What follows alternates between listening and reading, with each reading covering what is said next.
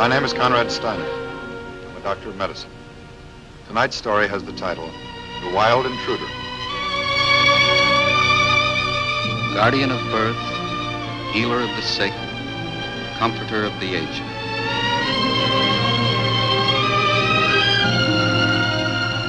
To the profession of medicine, to the men and women who labor in its cause, this story is dedicated.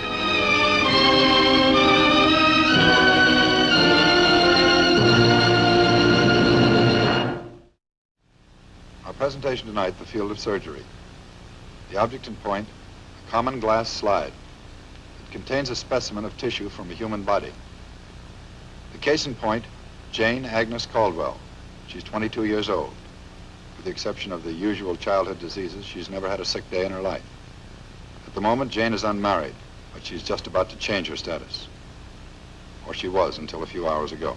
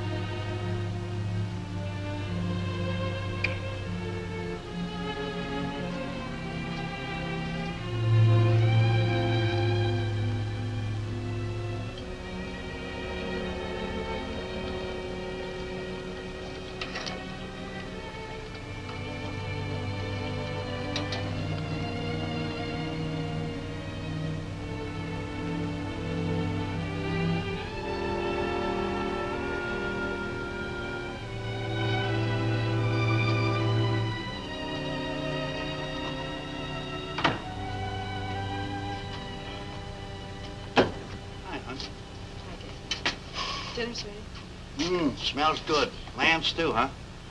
Well, I'd better enjoy it now. I won't be getting it much longer. I forgot your napkin. Yeah, you know, I cut myself. Looks like it's stopped now. Hey, what's the matter with your eyes? You ain't been crying, have you? No, Sam needs this too. You know, I don't think I slept more than a couple of hours today. Looks like I'm going to have to go back on the day shift, even though it means less money. Jenny, aren't you supposed to be dressed by now? Isn't Sam coming by for you? Uh-huh. You better hurry up. I set my clock for that boy. He sees you looking like that. He might change his mind not to marry you after all. Oh, had a letter from Cousin Maudie today. She can't get out in time for the wedding. Had the brass to want us to change it for a week after next. That's Cousin Money for you, all right. She changed the time for her own funeral if it didn't suit her just right. Go get your coffee. Hey, Janie. Where were you all afternoon? I didn't see you around. I had a headache. Went for a walk. Uh-oh, there's Sam, I told you.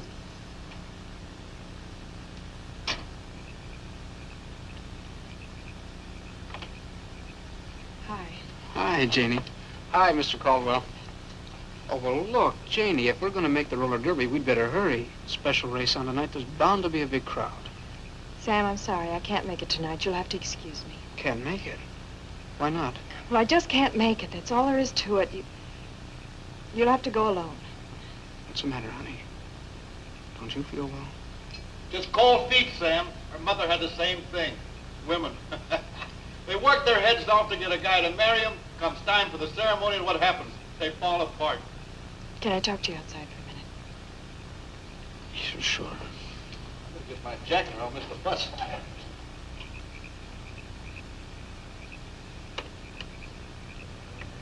Janie, is there something wrong, honey?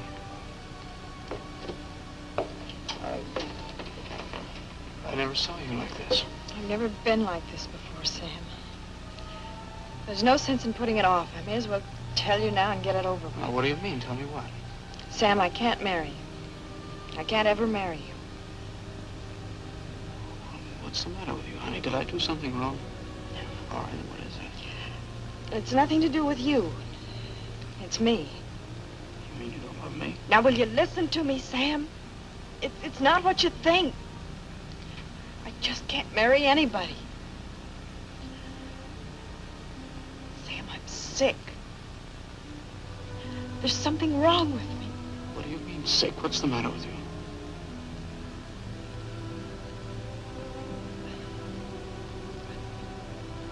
I've got a lump in my chest. What's it supposed to be? It's here inside my breast.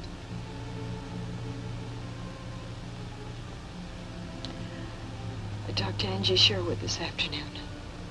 Her mother had it. My aunt had it, too. She finally died of it. Died of what?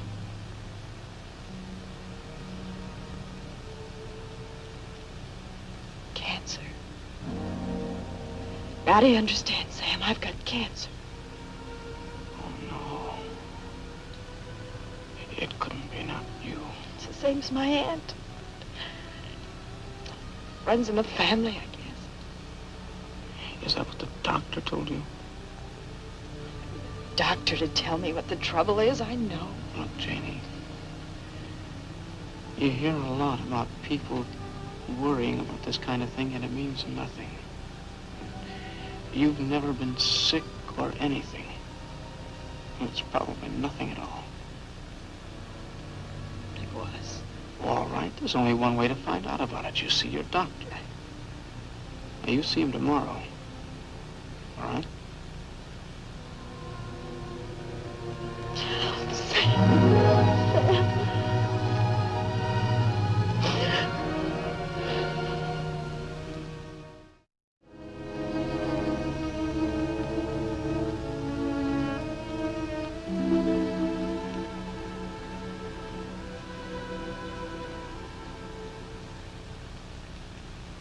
Oh, Jane, sit down, please.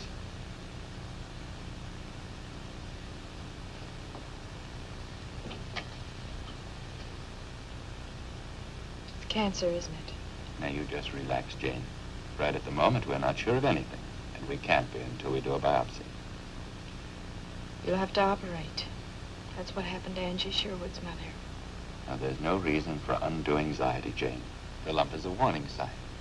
It may be either benign or malignant. You may be sure we will not remove the breast unless it's absolutely necessary. A biopsy simply means that we remove a small bit of tissue from the growth in your breast and examine it carefully to find out if it's malignant or not. You understand? I see. At your age, the odds are all in your favor, but we can't afford to take a chance and do nothing about it. My girlfriend Angie said if you had it in your family, there's a good chance it'd be passed on to you. To save a great deal of heartache and misinformation, if people like yourself would talk it over with an MD to begin with. Jane, I'd like you to enter the hospital as soon as possible. What if it is cancer? As I told you, the odds are in your favor, but we still can't afford to take a chance. Look just like Angie's mother. I saw her once. Her whole shoulder, her chest, nothing but a scar. I'd rather be dead than look like that. People keep telling me they'd rather be dead than any number of things. I'd usually find they'd rather live. In any case, your friend's mother was probably operated on some time ago. We have newer techniques we use now, newer appliances. It'd be almost impossible for anyone to tell. I have one patient who's a professional golfer. What's it like? I mean, what do you do? I have a right to know. Naturally. You have a perfect right to know.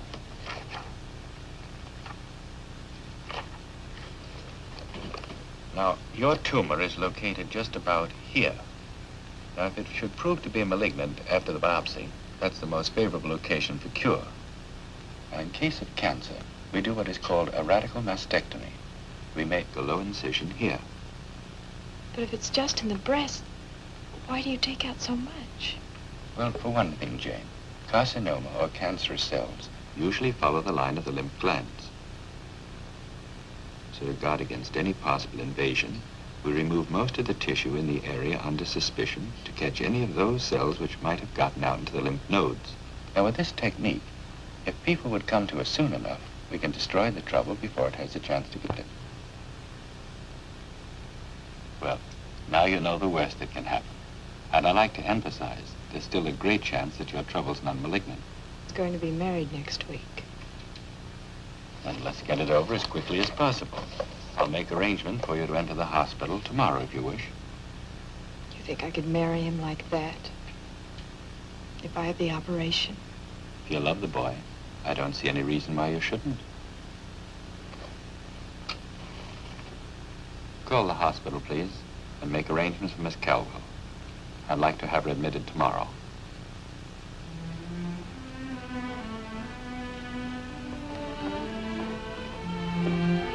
Nice place. Pretty swanky, I'd say. You kids wait here and I'll go to the desk and see what we have to do. It'll be all right, Jenny. He'll be out of here in a few days.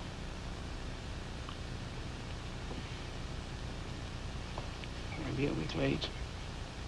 Make your cousin Maud happy anyway. Got the license all paid up for a week. Got to go through with it. Sam, you understand how it is, don't you? I mean, if it is cancer, they're going to have to amputate. Sure, I know. I've thought it over, Sam, and I've made up my mind. If it does happen, I don't want to marry you. Look, Jenny. No, that's fine. I don't want to hear any more about it.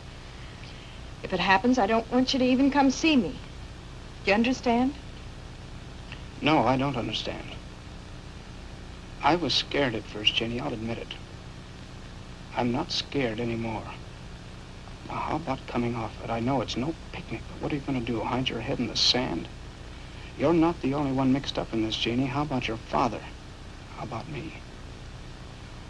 I'm the one that's going to have the operation. And we're going to have to live with you. You have to grow up, honey. Sooner than we figured, I guess. There's only one thing I have to tell you. There's not anything or anybody that's going to change the way I feel about you. And we're going to get married. No matter what.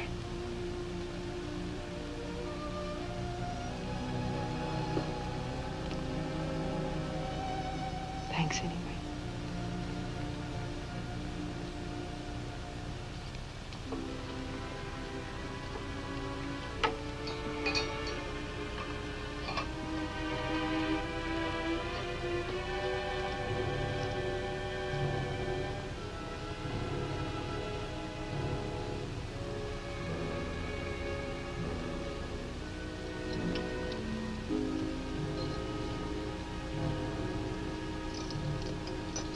All right, Frank.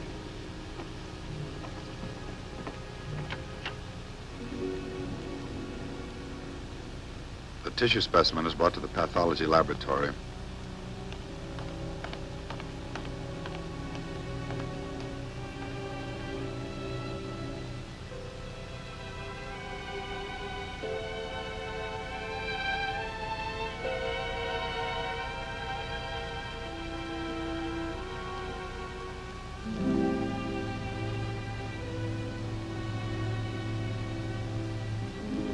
A small representative section cut and placed on the freezing platform of the microtome. Jets of carbon dioxide quick freeze the specimen into a solid block.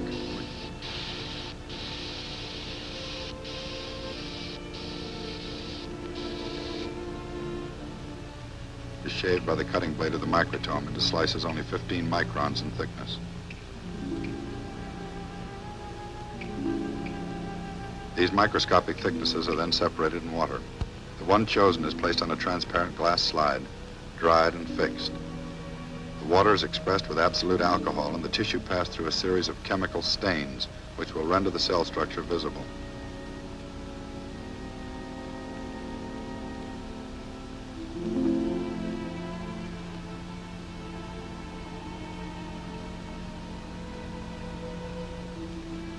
Finally, a transparent cover plate is added, and the slide placed on the stage of the microscope. Through its lens, the basic structure of the cell is revealed to the trained eye of the pathologist.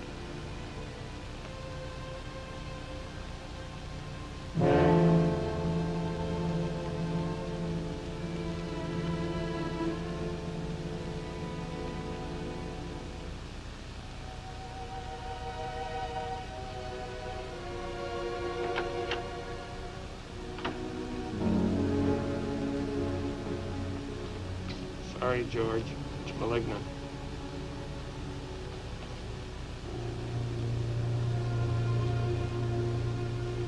New gloves and gown. Redrape for a radical.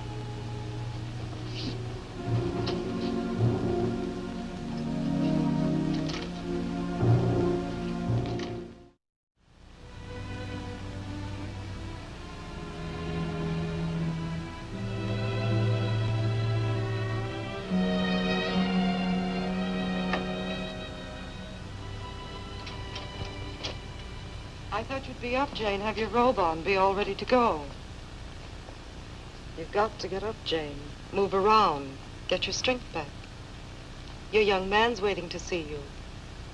I don't want to see him. Dr. Wilkinson said you could get some sun today. I'm going to take you up on the roof. I'd just soon stay here if you don't mind. It's a wonderful day. You get a beautiful view of the city from up there. Jane?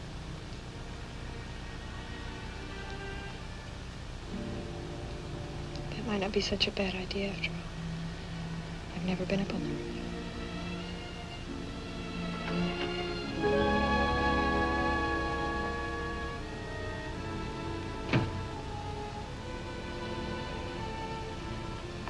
There you are, Jane. You see, isn't it lovely? Could I have a drink of water? I'm kind of thirsty. How about some nice orange juice? It's better for you. Yeah, fine. I'll be right back.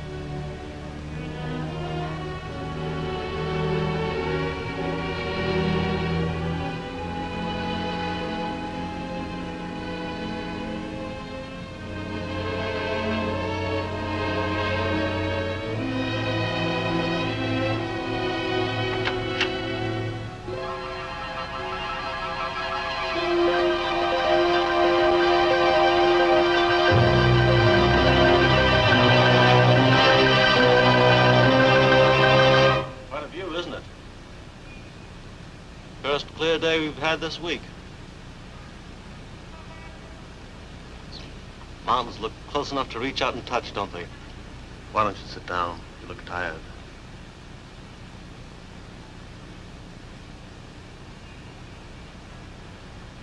Better close the door, huh? Makes an awful draft.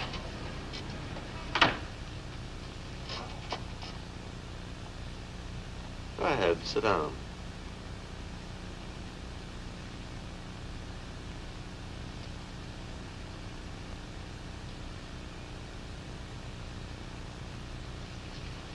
Mint?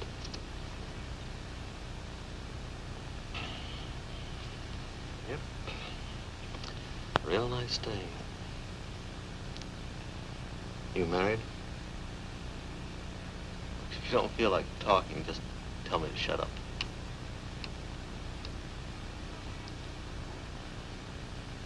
I was going to be married. Still planning on it? Bad. He said he wanted to marry me anyway. He was very noble about it. Aren't you the one who's being noble? I'm married. Got 2 kids. Don't think my wife feels she's making any great sacrifice. Got to take things as they come, that's all. Growing up's a process of learning the things you can't fight. How long did it take you to learn? It's not my first time around.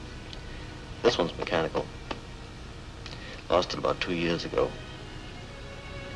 There's a chance they might be able to fix up a leg for this one so I can walk. If not, well, I guess I'll just have to learn how to be a hot rod in a wheelchair. You mean it'll go on? Slow it down a bit. I'm sorry. Oh, I didn't tell you that just to get sympathy. Just thought maybe it might help. How did you find out about me? Nosy. Have you got it too? No, they call mine Berger's disease. See, there are still a lot of things worse than cancer. Diseases they can't even treat at all. I used to go with a German girl years ago, before I was married. She was a medical technician.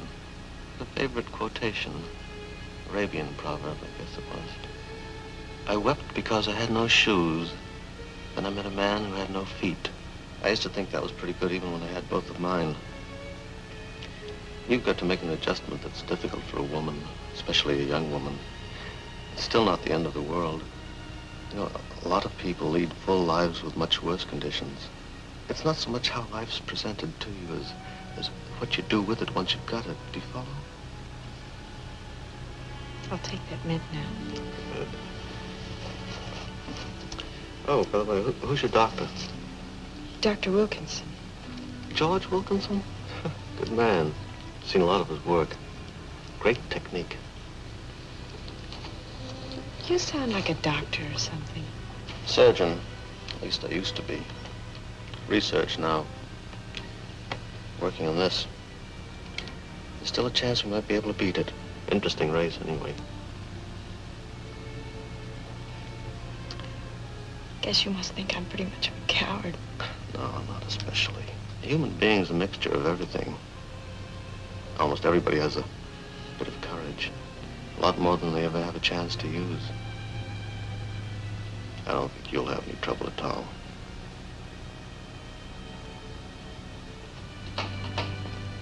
All signed out, Jane. Ready to go. Fine, thank you, Doctor. I'll change that dressing in a few days.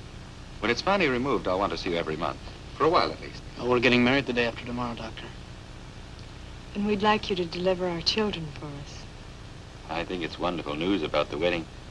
But I wouldn't be in too much of a hurry to have children. Naturally, you have to consider your own personal and religious feelings. But from a purely medical viewpoint, I think it'd be much better to wait. You mean if there are any cancer cells left, pregnancy might make them grow? But wouldn't they grow anyway? I've been trying to find out all I could about this, and I'd like to know what to expect. Yes, eventually they'd grow anyway. But in your case, I'm certain we got them all. I don't think you have anything further to worry about. But you've heard it before. In medicine, nothing's absolutely certain. I don't mean to be a bad patient, Doctor, but I've thought a lot about it. And I've talked to Sam, and we both want a big family, and we don't know how long I might have, but whatever it is, we want to live it up. We want to have a house and a family and fun, and lots of it. I'll walk down to the elevator with you. Want a wheelchair? I feel fine.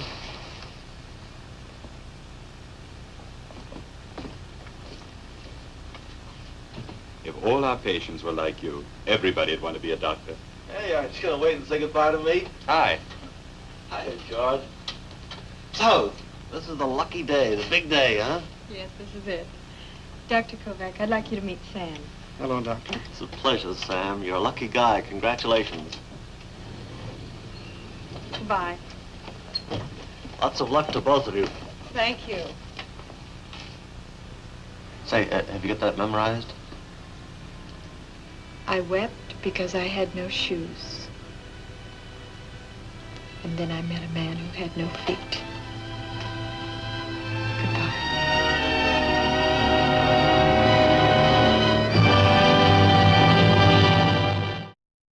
There are many diseases far more terrible than cancer. Diseases whose nature and treatment are both unknown. But the term cancer inspires a kind of paralyzing fear which can be more deadly than cancer itself. Delay in diagnosis is the difference between life and death. The cause of cancer is unknown. The treatment is known. That treatment must be violent sometimes, because cancer is a violent disease. But a scar is a small price to pay for a life.